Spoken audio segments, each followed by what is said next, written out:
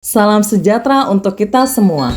Perkenalkan, saya Cindy Febrianti, peserta Latsar CPNS Angkatan 45 Provinsi Kalimantan Utara, kelas Kabupaten Malinau. Tugas ini ditutori oleh Bapak Abdurrahim, SE, MAP, Manajemen Pegawai Pemerintah dengan Perjanjian Kerja, yang biasa disingkat P3K. Apa itu P3K? P3K adalah pegawai pemerintah dengan perjanjian kerja untuk jangka waktu tertentu untuk melaksanakan tugas pemerintah sesuai dengan kebutuhan instansi pemerintah dan ketentuan perundang-undangan. Manajemen P3K. Yang pertama adalah penetapan kebutuhan, pengadaan, penilaian kinerja, penggajian dan tunjangan, pengembangan kompetensi, pemberian penghargaan, disiplin, pemutusan hubungan kerja, dan perlindungan. Penetapan kebutuhan.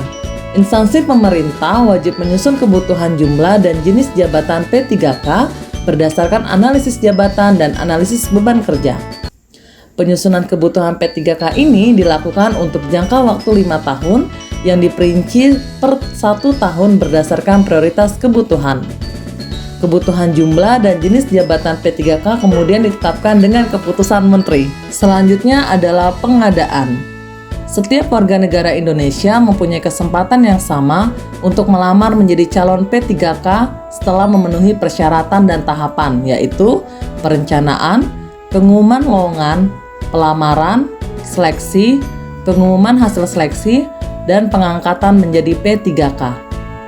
Pengadaan calon P3K ini dilaksanakan oleh instansi pemerintah melalui penilaian yang objektif berdasarkan kompetensi, kualifikasi, kebutuhan instansi pemerintah, dan persyaratan lain yang dibutuhkan dalam jabatan.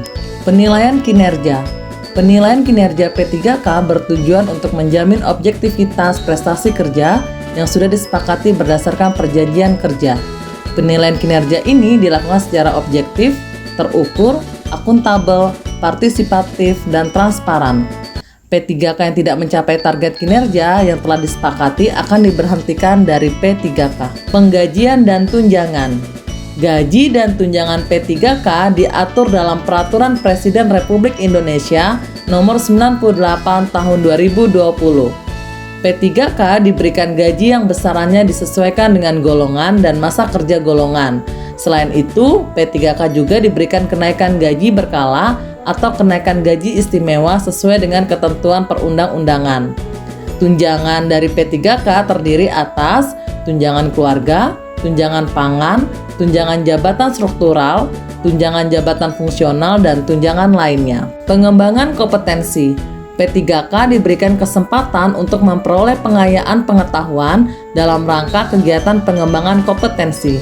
Pengembangan kompetensi ini direncanakan setiap tahun oleh instansi pemerintah. Pengembangan kompetensi ini harus dievaluasi oleh pejabat yang berwenang dan dipergunakan sebagai salah satu dasar untuk perjanjian kerja selanjutnya. Pemberian penghargaan. P3K yang telah menunjukkan kesetiaan, pengabdian, kecakapan, kejujuran, kedisiplinan, dan prestasi kerja dalam melaksanakan tugasnya dapat diberikan penghargaan. Disiplin. P3K wajib mematuhi disiplin P3K. Pemutusan hubungan kerja ada 3, yaitu dengan hormat. Hormat tidak atas permintaan sendiri. Tidak dengan hormat. Selanjutnya adalah perlindungan. Perlindungan yang diterima oleh P3K adalah jaminan hari tua, jaminan kesehatan, jaminan kecelakaan kerja, jaminan kematian, dan bantuan hukum. Sekian dan terima kasih.